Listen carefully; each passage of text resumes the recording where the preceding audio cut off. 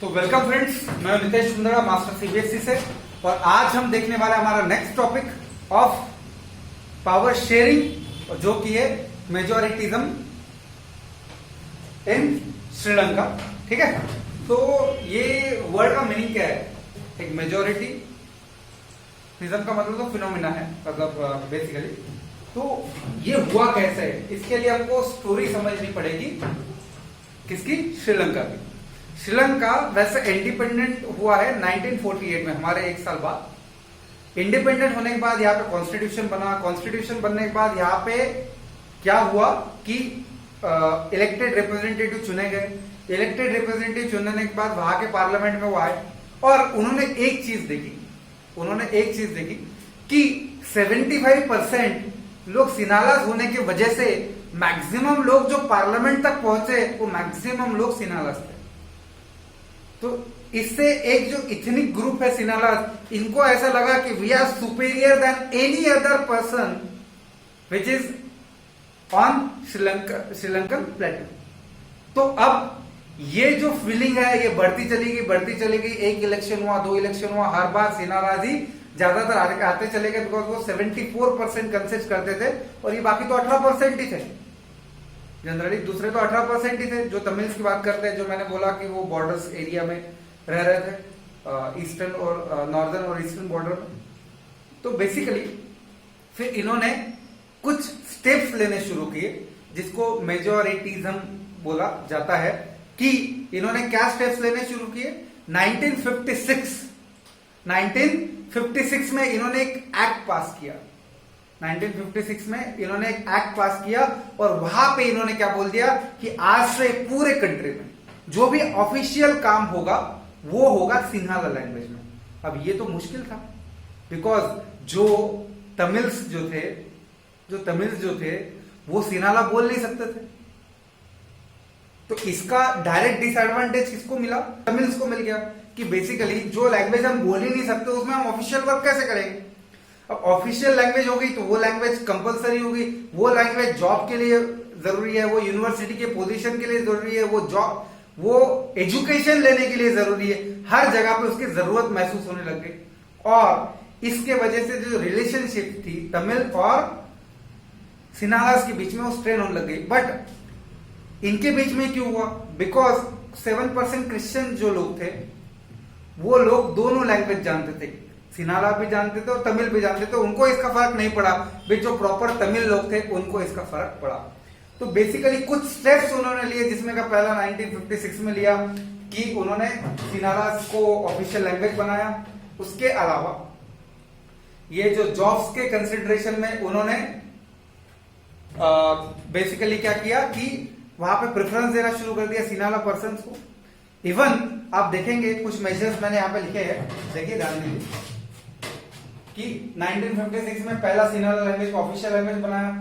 Favour in university and government job. Second, Buddhism. अब ये क्या है समझ लेते हैं कि बुद्धिज्म को फेवर करना मतलब उसको आगे बढ़ाना, उसका आइडिया आगे लेके जाना। इनको स्पेशल प्रोटेक्शन दिया गया कॉन्स्टिट्यूशनली, मतलब भाई इसको ये हमारा मेन रिलीजन बना दिया। जैसे इंडिया का कोई मेन रिलीजन है नहीं, इंडिया में हिंदू भी रहते हैं, क्रिश्चियन भी रहते हैं, सिख भी रहते हैं, इवन मुस्लिम्स भी रहते हैं। बट इन्होंने क्या किया कि बुद्धिज्म को एक स्पेशल स्टेटस देने की कोशिश की और इसकी वजह से क्या हुआ कि जो तमिल्स और इनके बीच में एक फीलिंग बन गई कि हमारे को कोई पॉलिटिकल राइट नहीं दिए जा रहा है, हमको कोई जॉब नहीं दिए जा रहे, हम कोई ये सिस्टम का पार्ट नहीं बन पा रहे। और ये सिस्टम बिटर होते चले गई। फिर धीरे धीरे क्या हुआ कि इसके लिए कुछ स्पेशल ग्रुप्स बने।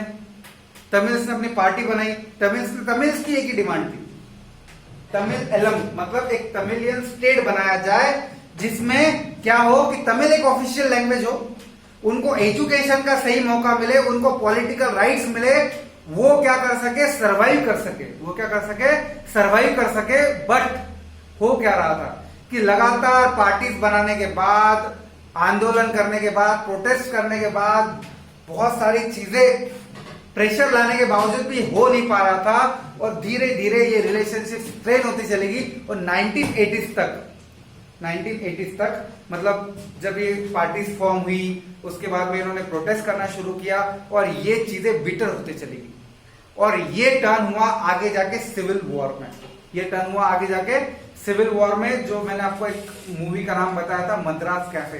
मैंने आपको मूवी का नाम क्या बताया था? मद्रास कैफे, जो इसके ऊपर बनी है। यहाँ पे सिविल वॉर हुआ, बहुत लोग मारे गए, बहुत लोग मारे गए और ये जो पीस ट्रीटी हुई है उसके बाद में, मतलब आपको एक चीज मैं समझा रहा हूं कि हमने इकोनॉमिकल डेवलपमेंट मॉडल में कहीं ना कहीं श्रीलंका को पढ़ रखा है इसके पहले, कि श्रीलंका एक बहुत इकोनॉमिकल डेवलप कंट्री बना बिकॉज ऑफ टूरिज्म। और ये जो सिविल वॉर हुआ इसके वजह से उनका नुकसान तो हुआ ही, पूरे कंट्री का इकोनॉमिकल नुकसान हुआ बिकॉज वहां पे लोग जाना बंद हो गए, वहां पे टूरिज्म बंद हो गया बिकॉज ये इतना ब्यूटीफुल कंट्री है कि जहां पे टूरिज्म के लिए बहुत लोग क्या करते हैं, विजिट करते थे, जो बंद हो गया। इसके वजह से इकोनॉमिकल स्लोडाउन, जो वॉर में पैसा लग रहा था, गवर्नमेंट लड़ रही थी तमिल्स के खिलाफ, एलटी, आपने प्रभाकरन के बारे में सुना होगा, जो लीडर था एलटी का, इनके बीच में जो वॉर हुआ है इसकी वजह से इकोनॉमिकल स्लोडाउन हुआ, बहुत लोग मारे गए और कंट्री बहुत साल पीछे चला गया। और ये सिविल वॉर एंड होते होते काफी चीजें बहुत कॉम्प्लिकेट हो गई, ठीक है।